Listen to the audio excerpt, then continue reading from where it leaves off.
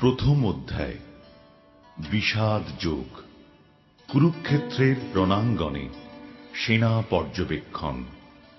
এই অধ্যায়ে রণাঙ্গনে প্রতীক্ষমান সেনাবাহিনীর মুখোমুখি হয়ে মহাযোদ্ধা অর্জুন উভয় পক্ষের সৈন্যসজ্জার মধ্যে সমবেত তাঁর অতি নিকট অন্তরঙ্গ আত্মীয় পরিজন আচার্যবর্গ ও বন্ধু বান্ধবদের সকলকে যুদ্ধে প্রস্তুত হতে এবং জীবন বিসর্জনে উন্মুখ হতে থাকতে দেখেন। শোকে ও দুঃখে কাতর হয়ে অর্জুন শক্তিহীন হলেন, তার মন মহাচ্ছন্ন হল এবং তিনি যুদ্ধ করার সংকল্প পরিত্যাগ করলেন। ধৃতরাষ্ট্র উবাচ ধর্মক্ষেত্রে কুরুক্ষেত্রে সমবেতাयुत्सवः মামকাঃ পাণ্ডবাশ্চৈব কিমকুর্বত সঞ্জয়। ধৃতরাষ্ট্র জিজ্ঞাসা করলেন, হে সঞ্জয়, ধর্মক্ষেত্রে যুদ্ধ করার মানসে সমবেত হয়ে আমার পুত্র এবং পাণ্ডুর পুত্রেরা তারপর কি করল? সঞ্জয় উবাচ দৃष्ट्वा तु पाण्डवानीकं व्यूढं दुर्योधनस्तदा आचार्यम् उपसंगम्य राजा वचनमब्रवीत्। সঞ্জয় বললেন, হে রাজন, পাণ্ডবদের সৈন্যসজ্জা দর্শন করে রাজা দুর্যোধন দ্রোণাচার্যের কাছে গিয়ে বললেন, পশ্যৈতাম পাণ্ডুপুত্রাণাম আচার্য মহতীম চমুম व्यूढाम द्रुपदपुत्रेण तव शिष्येण धीमता। হে আচার্য, পাণ্ডবদের মহান সৈন্যবল দর্শন করুন, যা আপনার অত্যন্ত বুদ্ধিমান শিষ্য দ্রুপদের পুত্র অত্যন্ত দক্ষতার সঙ্গে বুহের আকারে রচনা করেছেন। अत्र शूरा महेशवासा भीमार्जुन समायुधि युयुधानो विरातश्च द्रुपदश्च महारथः धृष्टकेतुश्चेकितानः काशीराजश्च वीर्यवान् पुरुजित् कुन्तिभोजश्च शैब्यश्च नरपुङ्गवः युधामन्युश्च विक्रान्त उत्तमौजाश्च वीर्यवान् सौभद्रो द्रौपदेयाश्च सर्व एव महारथाः। সেই সমস্ত সেনাদের মধ্যে অনেকে ভীম ও অর্জুনের মতো বীর ধনুর্ধারী রয়েছেন এবং যুযুধান বিরাট ও দ্রুপদের মতো মহাযোদ্ধাও রয়েছেন। সেখানে ধৃষ্টকেতু চেকিতান কাশীরাজ পুরুজিত কুন্তিভোজ ও শৈব্যের মতো অত্যন্ত বলবান যোদ্ধারাও রয়েছেন। সেখানে রয়েছেন অত্যন্ত বলবান যুধামন্যু, প্রবল পরাক্রমশালী উত্তমৌজা, সুভদ্রার পুত্র এবং দ্রৌপদীর পুত্রগণ। সেই সব যোদ্ধারা সকলেই এক একজন মহারথী। अस्माकं तु विशिष्टाये तान् निबोध द्विजोत्तम नायका मम सैन्यस्य संज्ञार्थं तान् ब्रवीमि ते। হে দ্বিজোত্তম, আমাদের পক্ষে যে সমস্ত বিশিষ্ট সেনাপতি সামরিক শক্তি পরিচালনার জন্য রয়েছেন, আপনার অবগতির জন্য আমি তাদের সম্বন্ধে বলছি। भवान् भीष्मश्च कर्णश्च कृपश्च समितिञ्जयः अश्वत्थामा विकर्णश्च सौमदत्तिस्तथैव च। সেখানে রয়েছেন আপনার মতোই ব্যক্তিত্বশালী ভীষ্ম, কর্ণ, কৃপা, অশ্বত্থামা, বিকর্ণ ও সোমদত্তের পুত্র ভূরিশ্রবা, যারা সর্বদা সংগ্রামে বিজয়ী হয়ে থাকেন। अन्ये च बहवः शूरा मदर्थे त्यक्तजीविताः नानाशस्त्रप्रहरणाः सर्वे युद्धविशारदाः। এছাড়া আরো বহু সেনানায়ক রয়েছেন, যারা আমার জন্য তাদের জীবন ত্যাগ করতে প্রস্তুত। তারা সকলেই নানা প্রকার অস্ত্রশস্ত্রে সজ্জিত এবং তারা সকলেই সামরিক বিজ্ঞানে বিশারদ। अपर्याप्तं तदस्माकं बलं भीष्माभिरक्षितं पर्याप्तं त्विदं एतेषां बलं भीमाभिरक्षितम्। अयनेषु च सर्वेषु यथा भागम अवस्थिताः भीष्मम् एवाभिरक्षन्तु भवन्तः सर्व एव हि। আমাদের সৈন্যবল অপরিমিত এবং আমরা পিতামহ ভীষ্মের দ্বারা পূর্ণরূপে সুরক্ষিত, কিন্তু ভীমের দ্বারা সতর্কভাবে সুরক্ষিত পাণ্ডবদের শক্তি সীমিত। এখন আপনারা সকলে সেনাব্যূহের প্রবেশ পথে নিজ নিজ গুরুত্বপূর্ণ স্থানে স্থিত হয়ে পিতামহ ভীষ্মকে সর্বতোভাবে সাহায্য প্রদান করুন। तस्य सञ्जनयन् हर्षम् कुरु वृद्धः पितामहः सिंहनादं विनद्योच्चैः शङ्खं दध्मौ प्रतापवान्। তখন কুরুবংশের বৃদ্ধ পিতামহ ভীষ্ম দুর্যোধনের হর্ষ উৎপাদনের জন্য সিংহের গর্জনের মতো অতি উচ্চনাদে তাঁর শঙ্খ বাজালেন। ततः शङ्खाश्च भैर्यश्च पणवानकगोमुखाः सहसैवाभ्यहन्यन्त सशब्दस्तुमुलोऽभवत्। তারপর শঙ্খ ভেরি প্রণব আনক ঢাক ও গোমুখ সিংহাসমূহ হঠাৎ একত্রে ধ্বনিত হয়ে এক তুমুল শব্দের সৃষ্টি হল। ततः श्वेतैर्हयैर्युक्ते महति स्यन्दने स्थितौ माधवः पाण्डवश्चैव दिव्यौ शङ्खौ प्रदध्मतुः। অন্যদিকে সেই অশ্বযুক্ত এক দিব্য রথে স্থিত শ্রীকৃষ্ণ ও অর্জুন উভয়ে তাঁদের দিব্য শঙ্খ বাজালেন।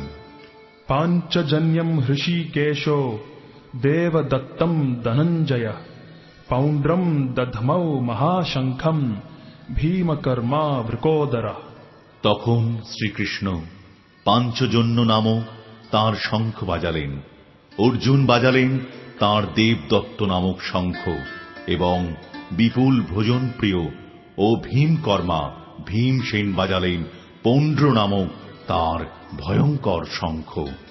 अनंत विजयम राजा कुंतीपुत्रो युधिष्ठिरः नकुलः सहदेवश्च सुघोष मणिपुष्पकौ काश्यश्च परमेश्वासः शिखण्डी च महारथः धृष्टद्युम्नो विराटश्च सात्यकिश्चापराजिताः द्रुपदो द्रौपदेयाश्च सर्वशः पृथिवीपते सौभद्रश्च महाबाहुः शङ्खान् दद्मुः पृथक् पृथक्। কুন্তিপুত্র মহারাজ যুধিষ্ঠির অনন্ত বিজয় নামক শঙ্খ বাজালেন এবং নকুল ও সহদেব বাজালেন সুঘোষ ও মণিপুষ্পক নামক শঙ্খ।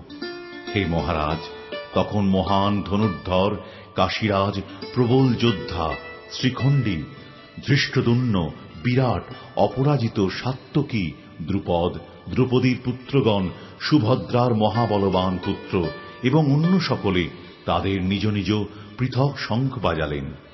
सघोषो धार्तराष्ट्राणाम् हृदयानि व्यदारयत् नभश्च पृथिवीं चैव तुमुलोऽभ्यनुनादयन्। শঙ্খনিনাদের সেই প্রচণ্ড শব্দ আকাশ ও পৃথিবী প্রতিধ্বনিত করে ধৃতরাষ্ট্রের পুত্রদের হৃদয় বিদারিত করতে লাগল। अथ व्यवस्थितान् दृष्ट्वा धार्तराष्ट्रान् कपिध्वजः प्रवृत्ते शस्त्रसम्पाते धनुरुद्यम्य पाण्डवः ऋषिकेशं तदा वाक्यम् इदमाह महीपते। সেই সময় পাণ্ডুপুত্র অর্জুন হনুমান চিহ্নিত পতাকা শোভিত রথে অধিষ্ঠিত হয়ে তার ধনুক তুলে নিয়ে স্বর নিক্ষেপ করতে প্রস্তুত হলেন। হে মহারাজ, ধৃতরাষ্ট্রের পুত্রদের সমরসজ্জায় বিন্যস্ত দেখে অর্জুন তখন শ্রীকৃষ্ণকে এই কথাগুলো বললেন। अर्जुन उवाच सेनयोरुभयोर्मध्ये रथं स्थापयमेच्युत यावद् एतान् निरीक्षेऽहं योद्धुकामान् अवस्थितान् कैर्मया सहयोधव्यम् अस्मिन् रणसमुद्यमे। অর্জুন বললেন, হে অচ্যুত, তুমি উভয় পক্ষের সৈন্যদের মাঝখানে আমার রথ স্থাপন করো, যাতে আমি দেখতে পারি যুদ্ধ করার অভিলাষী হয়ে কারা এখানে এসেছে এবং এই মহাসংগ্রামে আমাকে কাদের সঙ্গে যুদ্ধ করতে হবে। योत्स्यमानान् अवेक्षेऽहम् य एतेऽत्र समागताः धार्तराष्ट्रस्य दुर्बुद्धेर् युद्धे प्रियचिकीर्षवः। ধৃতরাষ্ট্রের দুর্বুদ্ধি সম্পন্ন পুত্রকে সন্তুষ্ট করার বাসনা করে যারা এখানে যুদ্ধ করতে এসেছে তাদের আমি দেখতে চাই। सञ्जय उवाच एवम् उक्तो हृषीकेशो गुडाकेशेन भारत सेनयोरुभयोर्मध्ये स्थापयित्वा रथोत्तमम्। সঞ্জয় বললেন, হে ভরত বংশধর, অর্জুন কর্তৃক এভাবে আদৃষ্ট হয়ে শ্রীকৃষ্ণ সেই অতি উত্তম রথটি চালিয়ে নিয়ে উভয় পক্ষের সৈন্যদের মাঝখানে রাখলেন। भीष्मद्रोण प्रमुखतः सर्वेषाम् च महीक्षिताम् उवाच पार्थ पश्यैतान् समवेतान् कुरुन् इति। ভীষ্ম দ্রোণ প্রমুখ পৃথিবীর অন্য সমস্ত নৃপতিদের সামনে ভগবান ঋষিকেশ বললেন, হে পার্থ, এখানে সমবেত সমস্ত কৌরবদের দেখো। तत्रापश्यत् स्थितान् पार्थः पितॄन् अथ पितामहान् आचार्यान् मातुलान् भ्रातॄन् पुत्रान् पौत्रान् सखींस्तथा श्वशुरान् सुहृदश्चैव सेनयोरुभयोरपि। তখন অর্জুন উভয় পক্ষের সৈন্যদের মধ্যে পিতৃব্য, পিতামহ, আচার্য, মাতুল, ভ্রাতা, পুত্র, পৌত্র, শ্বশুর, মিত্র ও শুভাকাঙ্ক্ষীদের উপস্থিত দেখতে পেলেন। तान् समीक्ष्य स कौन्तेयः सर्वान् बन्धून् अवस्थितान् कृपया परयाविष्ठो विषिद्धान्निदमब्रवीत्। তখন কুন্তিপুত্র অর্জুন সকল রকমের বন্ধু ও আত্মীয় স্বজনদের যুদ্ধক্ষেত্রে অবস্থিত দেখলেন। তখন তিনি অত্যন্ত কৃপাবিষ্ঠ ও বিষণ্ণ হয়ে বললেন, अर्जुन उवाच दृष्ट्वेमं स्वजनं कृष्ण युयुत्सुं समुपस्थितम् सीदन्ति मम गात्राणि मुखं च परिशुष्यति। অর্জুন বললেন, হে প্রিয়বর কৃষ্ণ, আমার সমস্ত বন্ধু বান্ধব ও আত্মীয় স্বজনদের এভাবে যুদ্ধভিলাষী হয়ে আমার সামনে অবস্থান করতে দেখে আমার অঙ্গ প্রত্যঙ্গ অবশ হচ্ছে এবং মুখ শুষ্ক হয়ে উঠছে। वेपथुश्च शरीरे मे रोमहर्षश्च जायते गाण्डीवं श्रंसते हस्तात् त्वक्चैव परिदह्यते। আমার সর্বশরীর কম্পিত ও রোমাঞ্চিত হচ্ছে, আমার হাত থেকে গাণ্ডীব খসে পড়ছে এবং ত্বক যেন জ্বলে যাচ্ছে। न च शक्नोम्यवस्थातुम् ब्रह्मतीव च मे मनः निमित्तानि च पश्यामि विपरीतानि केशव। হে কেশব, আমি এখন আর স্থির থাকতে পারছি না, আমি আত্মবিস্মৃত হচ্ছি, আমার চিত্ত উদ্ভ্রান্ত হচ্ছে। হে কেশী দানবহন্তা শ্রীকৃষ্ণ, আমি কেবল অমঙ্গল সূচক লক্ষণসমূহ দর্শন করছি। न च श्रेयो अनुपश्यामि हत्वा स्वजनमाहवे न काङ्क्षे विजयम् कृष्ण न च राज्यम् सुखानि च।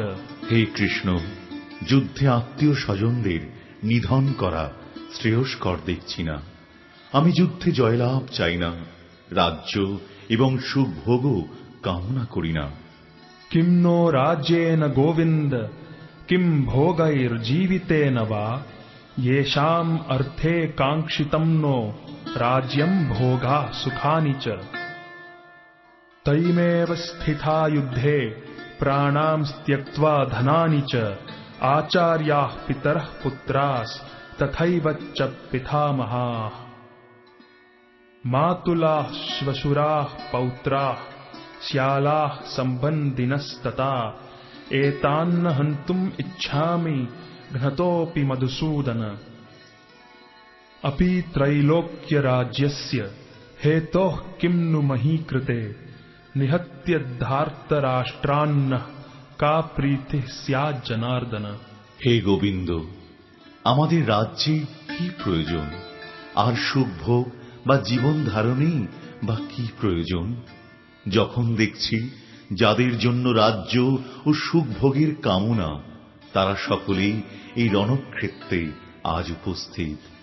হে মধুসূদন, যখন আচার্য, পিতৃব্য, পুত্র, পিতামহ, মাতুল, শ্বশুর, পৌত্র, শালক ও আত্মীয় স্বজন সকলেই প্রাণ ও ধনাদির আশা পরিত্যাগ করে আমার সামনে যুদ্ধে উপস্থিত হয়েছেন, তখন তারা আমাকে বধ করলেও আমি তাদের হত্যা করতে চাইব কেন?